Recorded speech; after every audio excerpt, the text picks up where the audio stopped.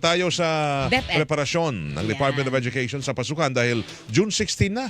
Oo. Ang makakausap natin, Assistant Secretary for Operations ng Department of Education, si ASEC Jocelyn Andaya. Yes. ASEC Andaya, magandang umaga po sa inyo. Double Wang sa Double B, Radyo na, TV pa. Good morning, ma'am. Asek. Good morning. Happy sunny morning to everyone. Uy, gusto ko Ma'am yung... Weng, Gusto ko yan. Sir Weng. Oo, Good morning, ma'am. yan. Salamat po sa oras ninyo ngayong umaga. Oo, kasi- At ito ang unang pagkakataon makakapanayam natin si Asek. Thank you, ma'am. Tayo po ay Opo. maghanda na para sa flag ceremony ulit. Yan. Panatang Opo. Alam mo, ma'am, makabayan, nung bata ko, upang hinirang. nagbibit ako eh. Nagbayang magili. Oh, totoo, sa harap. Oo. Yan Tama ang- kumpas ko, ma'am. Siyempre, Monday na Oo. Monday. Kumusta? Ano po ang pong paghanda? preparasyon ng DepEd sa pasukan na ito, 2025-2026 school year? Opo, ma'am. Sir, magandang umaga muli sa mga tagapakinig nitong programang ito. Happy, although medyo makulimlim sa labas, pero we hope for a sunny morning today. Yes. Sunny day. Opo, Oo. opo. Meron po tayong tinatawag na Oplan Balik Eskwela. Mhm. Ang tawag, that's tawag doon. Ginagawa po natin ito a week before the official start of classes. So ngayong June 9 po ang simula nito hanggang June 13.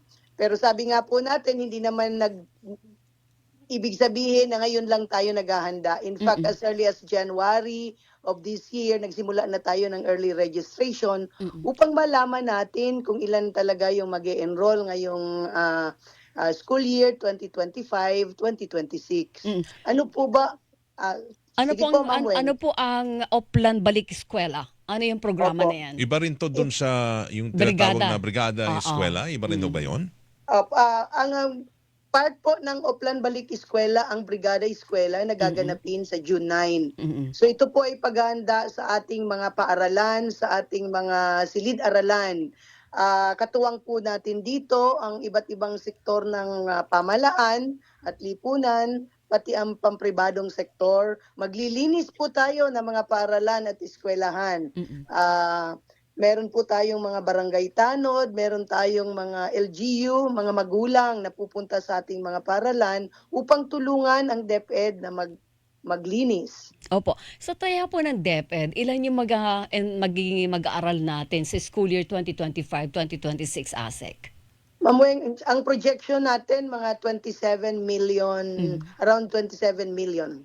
Ano na yan? From, Mas mataas yan. Oo, prep From hanggang ano po yan? K-12 na po yan, ma'am. K-12. Buo na. Oo. Oo. Ano yan? Parang mataas 27 million. Oh, mas mataas ba to sa previous years? ngayong taon, 22 ba tayo? Parang ano lang po siya, mga give or take a few thousands lang po. Na mas mataas?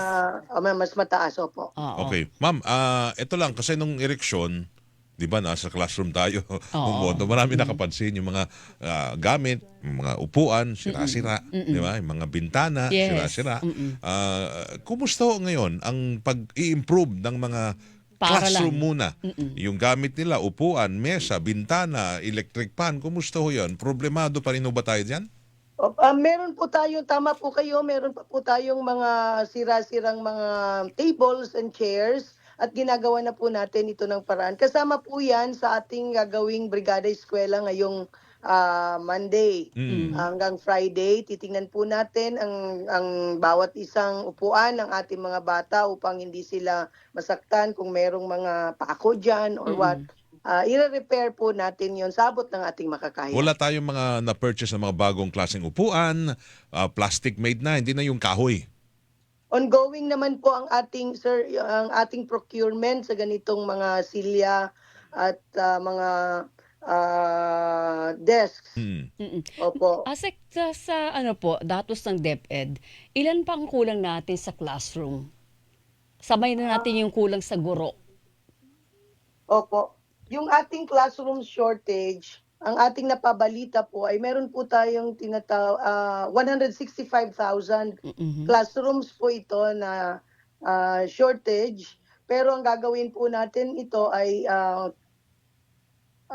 nakipag-partner po tayo sa private. Ang tawag po natin public-private partnerships through the initiative of our secretary. And we will be able to build 5,000 new classrooms, Mhm. and we will accelerate it through the construction, through the early procurement activities na Mm. pinupush po natin ito. Nakikipag-coordinate closely tayo sa DPWH Ayun, maganda tungkol yung sa ganitong pero bagay. hindi na ito aabot para sa sa papasok na school year. Mga next year na siguro ito, ASEC.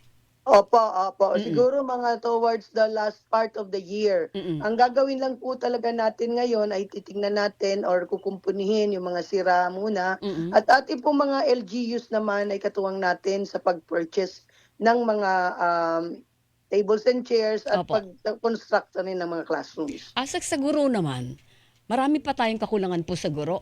Tama po yan, Ma'am Weng. Mm. Ang current shortage po natin ay 56,000 mahigit. Mhm. Pero mag-expect po tayo na madidecrease yan by this year because there's 20,000 new items. Mhm. Pag ma-fill up po natin yan ngayon, 32,000 na lang mahigit ang ating shortage. Mm. Na-decrease po natin yan ng hanggang 65,000, ay 65%. Opo. Ma'am, yung ano na yung ratio ngayon ng teacher to student kung ganito kalaki yung ating kakulangan ng guro?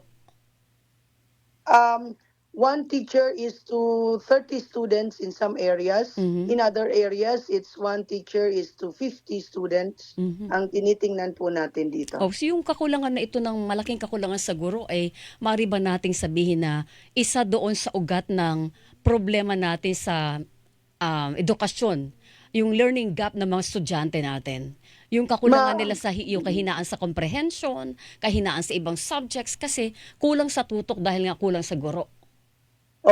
Maaari po, pero ang ginagawa po natin dyan, Ma'am Weng, ay tawag dito, meron po tayong tinatawag na other forms of delivery para matugunan po natin ang ganyang pangangailangan. Mm. Hindi naman po mutually exclusive na yun lang po yung dahilan. Marami po tayong tinitingnan na factors. Opo. But yes, kasama po siya doon. Opo, yung pong shifting natin ng klase, dalawa pa rin ba? Merong isa sa madaling araw, tapos merong after lunch ba yun, yung schedule? At meron din natin sa gabi pa?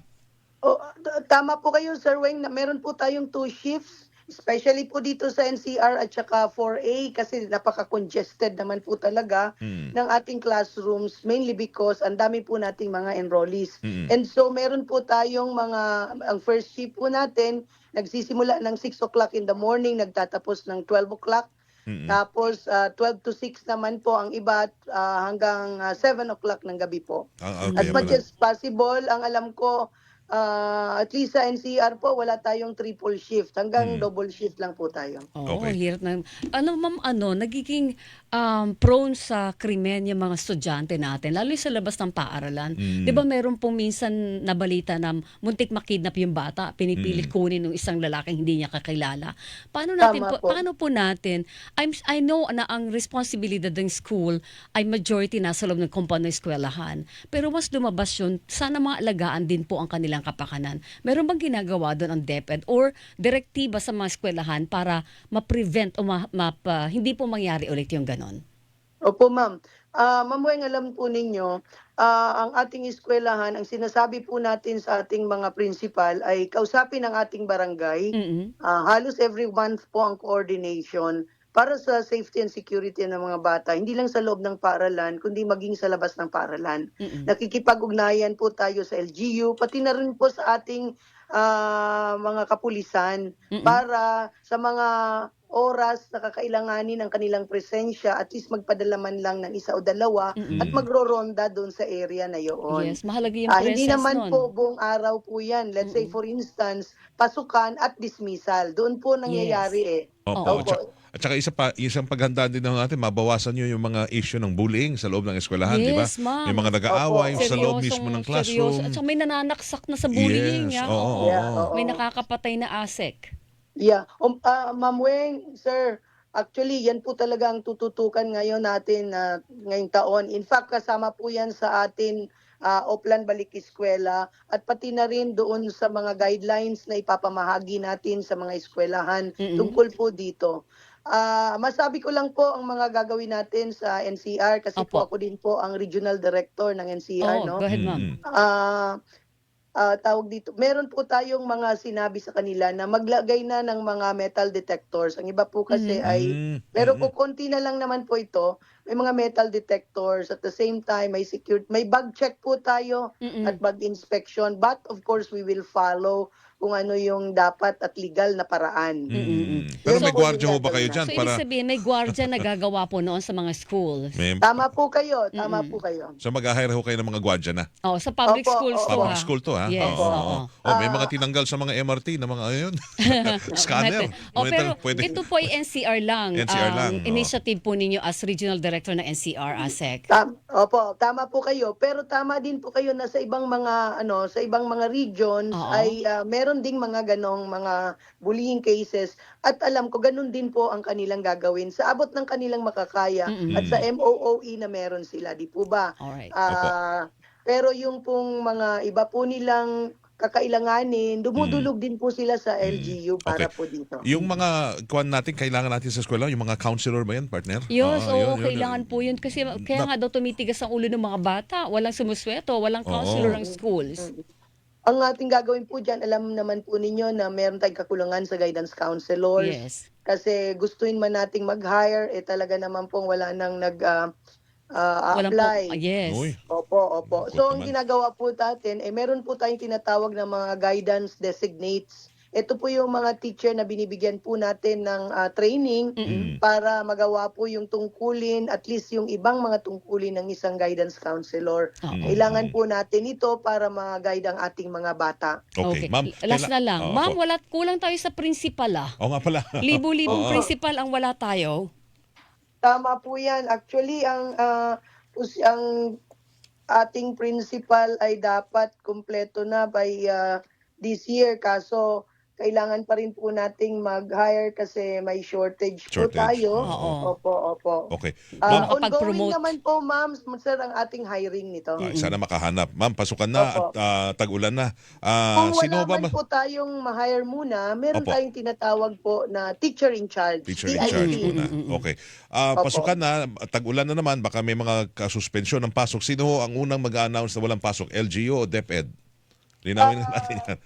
Depend po, pero minsan po kasi LGU na din ang but basta either one, basta ang malaga lang po dito, Sir Weng, nag-uusap po yung dalawa, coordinated, para hindi pareho ang sasabihin sa ating Oo. mga Pero estudyante. parang last time ata yung Meron kayo- pag-anunsyo. Hindi, kasi Nang meron walang sinusunod, halimbawa, yellow Oo. warning. Yes. O, yung mga ganon, nag-automatic cancellation ng klase, hindi ba, ma'am?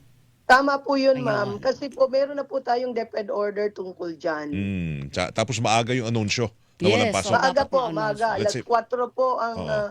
mga anunsyo po nila. In fact, ang iba po sa atin ay the night before ay nag-aanunsyo na po talaga. Okay. Sige, Asek, ma'am. Good nako, luck. maraming Good luck. salamat po sa pagkakataon na Salamat. nakapanayam namin kayo. Thank you very Next time much. po ulit, ma'am, ha? Salamat po. Opo, Thank Ma'am you. Weng. Thank Thank you. you. Thank you po. ASEC Thank you.